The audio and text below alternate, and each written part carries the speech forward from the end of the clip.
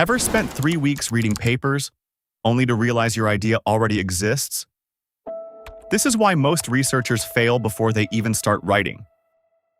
But what if you could visualize the entire landscape of your field in 60 seconds? Today, I'm showing you how to find the research gap, the literal empty space where your next paper or business idea belongs.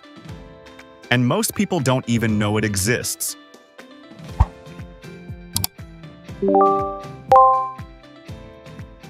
Step 1. The seed. Let's go to Connected Papers homepage. Here, we can explore academic papers in a visual graph. We only need one seed paper. For this guide, I'm going to search for omega-3 fatty acids and brain health. Then, we'll choose the most relevant paper we can find. Let's go with this 2025 meta-analysis. And boom, look at that graph. Every circle is a different study. The closer they are, the more they cite each other. This isn't just a list of papers, it's a similarity map, which means you're seeing a bird's-eye view of the entire research landscape in seconds. See these darker circles? Those are the newest studies. And these big ones? That's where everyone's attention is, which means they're highly cited. And if you see a cluster of large circles, that's a hot topic. Stay tuned, because I'm sharing the secret sauce tool that researchers use to see if the scientific community actually agrees with a claim, or if it's just hype. For now, here's where it gets interesting. Look at the edges. Notice these empty spaces of the map? These are the research gap. And that's your opportunity right here.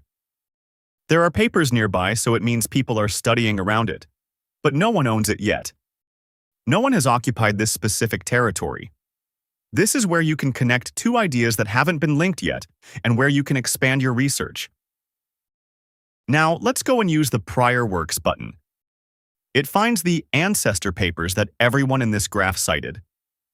Let's look at the heavy hitters. This 2010 paper by Eisen has over 700 citations. In research, this is a seminal work. If you are writing about omega-3 and you don't cite this, your literature review isn't complete. But here's where it gets interesting. This 2015 paper by Rogers is titled No Effect of Omega-3. So now we have a problem. Some of the most cited papers say it works, and others say it doesn't. This isn't just a research gap. This is a research conflict.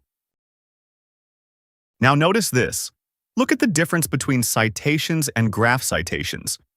A paper might have hundreds of citations globally, but only a handful inside this specific graph.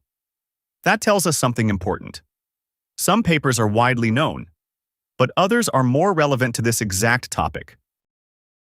Pro tip: notice how these papers don't just say omega-3. They use terms like docosahexaenoic acid, or DHA. If you want better results, use the technical terms. It helps you find higher quality clinical research instead of generic articles. Now let's switch to derivative works. If prior works showed us the foundation, this is the future of the research. Look at the year column. We're already seeing papers from 2026. That means these aren't just related studies, these are the newest papers that are already building on everything we just mapped. Now you might notice something. A lot of these have 0 citations. At first, that might look like a bad sign, but it's actually the opposite. It just means these papers are so new that no one has had time to cite them yet. But look at this column, graph references. This 2026 paper already connects to multiple studies in our map. That's how you spot the next wave of research before it becomes mainstream. Now, once you've identified the papers that matter, this is where you save hours.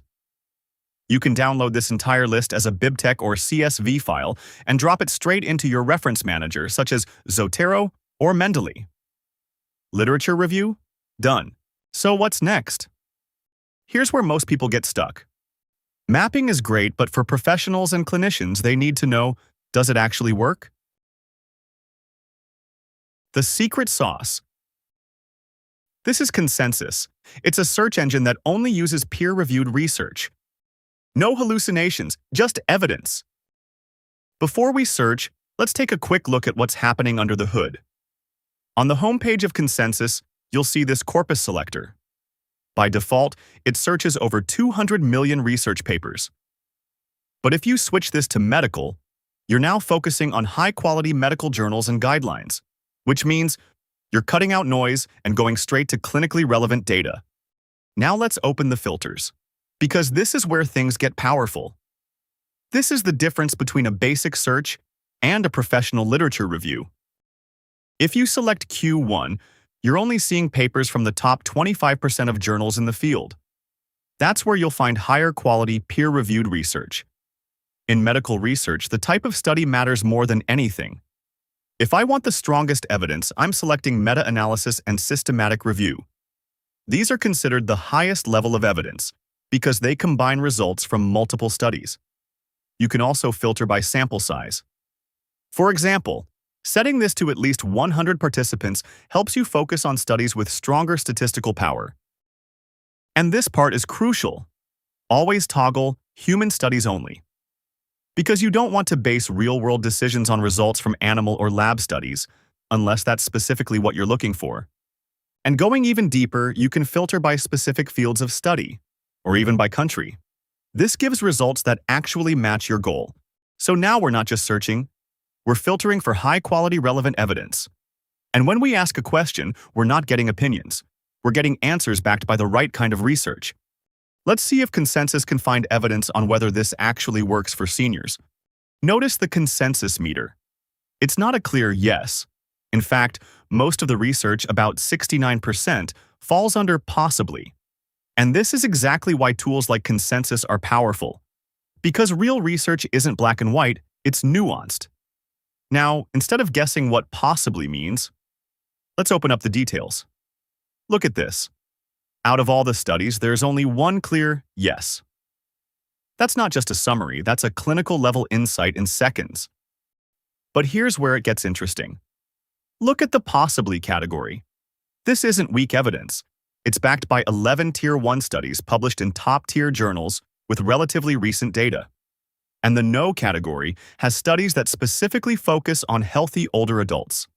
This is the difference between reading research and actually understanding it. The ultimate workflow? Use connected papers to find what to study. Then use Consensus to find what to say about it. When you combine these two, you aren't just a researcher, you're an authority. You're finding connections others miss and verifying them with hard data. And this is how you stop guessing and start seeing what everyone else is missing.